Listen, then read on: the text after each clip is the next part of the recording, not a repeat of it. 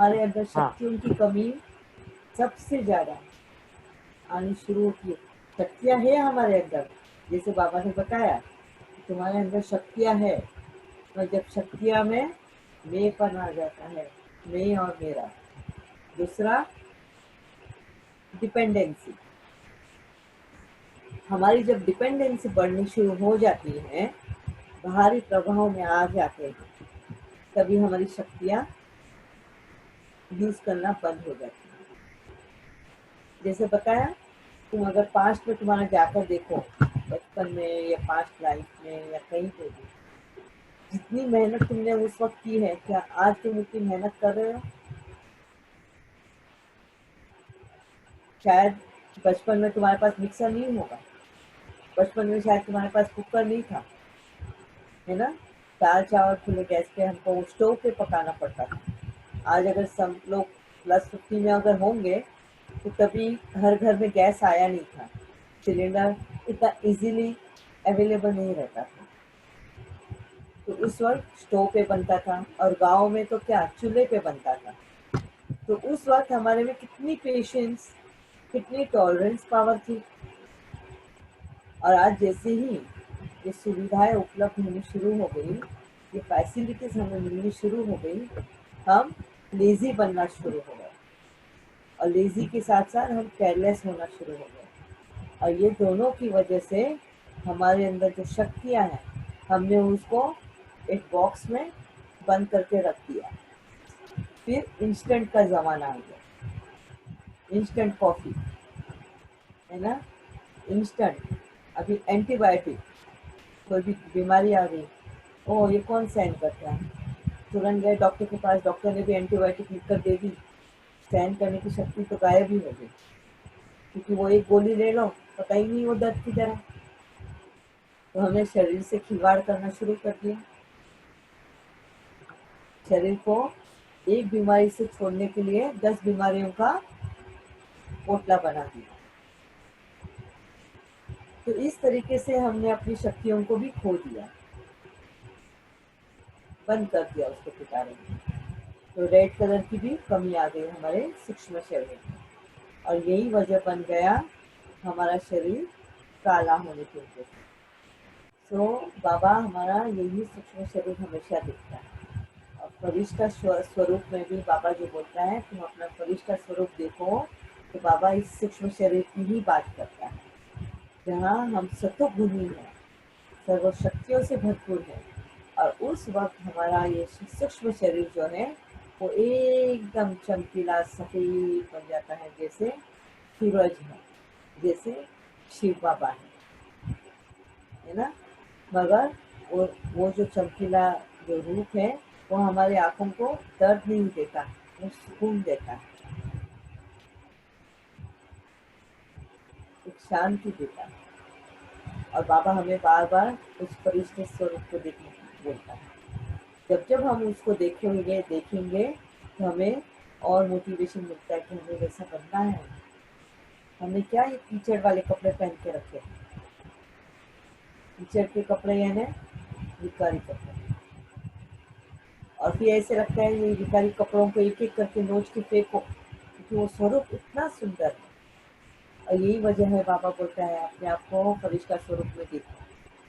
और जब जब तुम अपने आप को उस स्वरूप में देखोगे, तो तुम्हें अपने आप से ही इन विकारी कपड़ों की घृणा आनी शुरू होगी।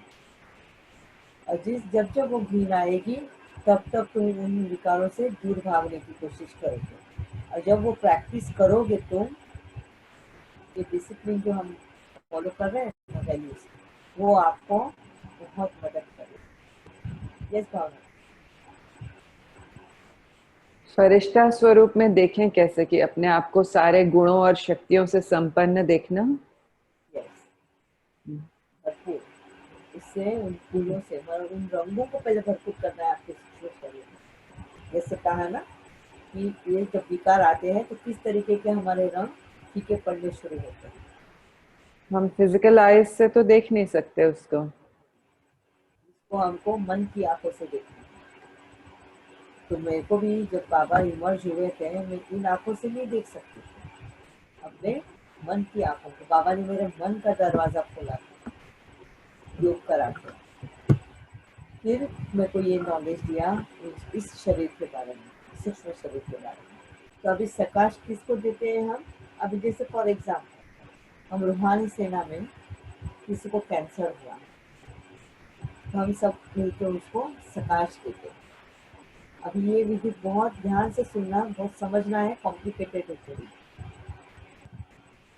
अभी क्या उसके अंदर जो कैंसर हुआ है वो हम ठीक कर सकते हैं सकाश से, क्योंकि कैंसर तो शरीर में हुआ है ना।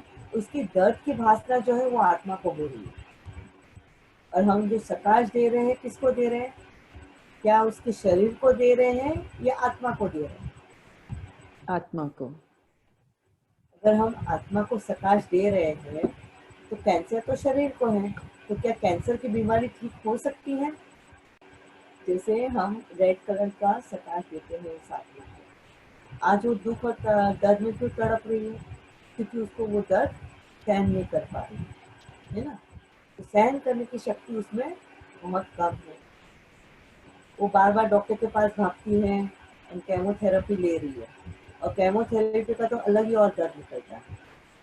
तो रेड कलर देने से उसमें पेशेंस आता है, धीरज, क्योंकि अपने वक्त के साथ में वो हील होना है। तीसरा हम उनको देते हैं शांति का सकाश, है ना, कि वो बीमारी आने की वजह से वो आत्मा डर गई है, उसका जीवन उथल पुथल हो गया है, और अपने जीवन के उथल पुथल के साथ साथ वो अपने परिवार का जीवन भी उथल पुथल कर रही है। कि जितना हम उसको शांति का दान देंगे, वो शांत आत्मा रहेगी, तो उसके परिवार वालों को भी सॉल्यूशन ढूंढने में मदद होती है। तो शांति का जब दान देते हैं तो आत्मा शांति से उस बीमारी को देती है। फिर आता है ज्ञान का। जब हम उसको ज्ञान, इंडिगो कलर, इसका जब हम सकाश देते हैं तो वो आत्मा और भी शांत हो जाती है, क्योंकि वो शांति से भी सोच सकती है कि ये तो कर्म का विधान है, ये कर्मों का हिसाब किताब है ना। I am only responsible for this mishappening. अब जहाँ वो पहले दोष दे रही थी इसको उसको, इसकी वजह से उसकी वजह से, मेरे को ना प्लास्टिक कंटेनर में खाना खाया इसके लिए कैंसर हो गया, मैंने मोबाइल फ़ोन बहुत यूज़ किया इसके लिए कैंसर हो गया, मैंने माइक्रोवेव का ही खाना बहुत खा लिया इसके लिए कैंसर हो गया, या ये दवाइयाँ बहुत हो गई थी इसके लिए कैंसर हो गया। तो अभी भी हम अपनी स्थितियाँ या अपनी बीमारियों के लिए दोष बाहर ही ढूंढते रहते हैं कि इसकी वजह से और उसकी वजह से ये बीमारी है। तो जब हम सकाश में इंडिगो कलर का सकाश देते हैं तो उस आत्मा के लिए ये एक्सेप्टेंस पावर बहुत इजीली हो जाती है। जब भी उसको ज्ञान मिलेगा वर्बली, तो ये एक्सेप्टेंस आना उसको बहुत इजी हो जाता है, क्योंकि हमने ऑलरेडी वो स्पेस उसके आत्मा में बना चुके हैं इंडिगो कलर से ज्ञान अर्जन करना। कि जैसे उसको वर्बली जब ये लॉ ऑफ कर्मा के बारे में समझाते हैं कि ऐसे कर्म तो बेटा पिछले जन्म कर कर आए हो, जिसकी वजह से इस जन्म में तुम ये कैंसर जैसी बीमारी फेर रहे हो, तो वो कर्म जो है वो तुम चुकतू कर रहे हो। अब जब तुम्हारा आगे का जीवन आएगा, भले इस शरीर वाला आए या नया शरीर लेकर आए, और वो जीवन बहुत अच्छा होगा। जब हम ये उसको वर्बली समझाते हैं तो उसको बहुत इजीली वो उसको एक्सेप्ट करता है। तो ये कब करेगा? जब हम उसको सकाश देके सपोर्ट करेंगे, है ना। ये इंडिगो कलर का काम ये करता है।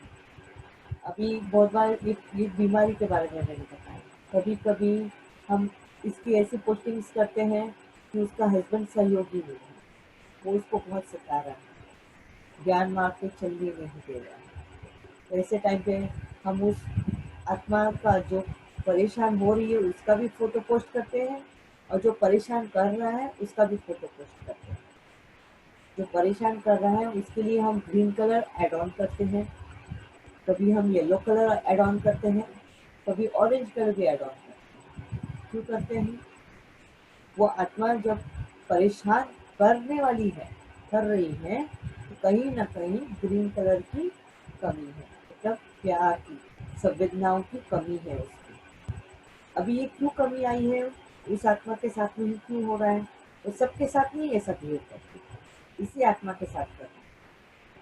अब ये भी बहुत इंपॉर्टेंट पॉइंट है समझने, क्योंकि कहीं ना कहीं पास्ट कर्म में और ऐसे कर्म बना कर आई उस आत्मा के साथ, उसने भी उसको इतना ही सताया हुआ है, जो आज वो इतने नए रास्ते पे चलने के लिए भी उसको बाधाएं कर रहा है, वो उसी विकारों की वजह से।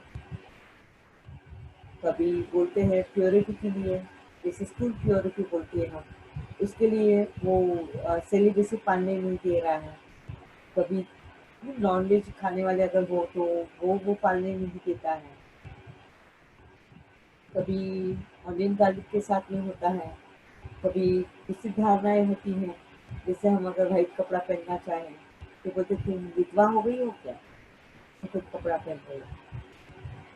बाबा ने हमको जब बिंदी लगाने का महत्व समझा दिया कि बिंदी कौन सी वाली चाहिए, तो हमको स्कूल बिंदी से भी कोई इम्पोर्टेंट नहीं लगता है। जब हम वो लगाना बंद कर देते हैं तो क्या बोलेंगे हमको, तुम विधवा हो चुकी हो, तो जिंदा हो, है ना। कभी हमारी सास ससुर ही हमें बहुत फोर्स करते हैं वो करने के लिए कि मेरा बेटा तो जिंदा है, तो ऐसी ना, ऐसे बेवाओं की तरफ क्यों रह रही। तो ये सारी जब हमारे जीवन में बाधाएं आती है, जब हम ज्ञान मार्ग पे चलने की कोशिश करते हैं, तो ये क्यों आती है? बाबा उनको बांधेलिया बोलते हैं, है ना। बांधेलिया माताएं या बांधेलिया भाई क्यों बोलते हैं? क्योंकि उन्होंने ऐसे बंधन वाले कर्म बना कर आए, अपने विकारों वश उन्होंने इन आत्माओं को भी विकारों में लाया है पूर्व जन्म, और वही विकार, उन्हीं विकारों से अभी वो आत्माएं हमें परेशान कर रही है। जिन विकारों की वजह से हमने उनको नीचे उतारा है, वही विकारों की वजह से वो आज हमें इस सत्य के मार्ग पे चलने के लिए परेशान करेंगे। जैसे लालच हो, मोह हो, है ना कहीं अहंकार हो, कहीं ना कहीं काम विकार हो। जब ये विकारों की वजह से हमने उस आत्मा को नीचे उतारा हो प्योर फॉर्म से, तो वो इस जन्म में हमको उसी विकारों की वजह से हमें इस सत्य मार्ग पे चलने पे बाधाएं करेगा। तो ऐसे वक्त में हमको उनको सकाश देते रहना है, क्योंकि ये हमने विकार उनको कैसे दिए हैं? सबसे पहले संकल्पों के थ्रू, और संकल्पों में हमने उनको इन विकारों का जन्म कराया है, और उसके बाद में हमने उनको वाचा के थ्रू कराया है, और उसके बाद में हमने कर्मना के थ्रू कराया है। तो कर्मना से तो हम आज उनके साथ में रहकर खत्म कर ही रहे हैं, वाचा के थ्रू भी कर रहे हैं, और अभी चांस मिला है हमें मनसा के थ्रू करने के लिए। इसके लिए उनको मनसा के थ्रू सकाश देना है, और ये सबसे ज्यादा स्ट्रॉन्ग पावरफुल है। आज हमको सबसे ज्यादा अगर है तो मनसा से उनको सकाश देगा, उनको मनसा से उन जो विकारी कमियां आई हैं, विकारी संस्कार उनके बनाए हैं, उनको उनसे रिलीज कराना। और सबसे ज्यादा बाबा इसके लिए बोलता है, हम जो इस परिवार से पहले जुड़े हैं, सबसे ज्यादा हमको पहले स्टार्ट करना है तो परिवार को सकाश देना, और सबसे निकट होता है हमारा पहला रिश्ता, वो है युगल का, भले वो मेल हो या फीमेल हो। हमें जिस विकारी वृत्ति से वो हमें इस सत्य मार्ग पे चलने के लिए रुकावट दे रहे हैं, इसका मतलब हमने यही विकारों से उनको नीचे उतारा है। तो सबसे ज्यादा उनको उसी का सकाश देना।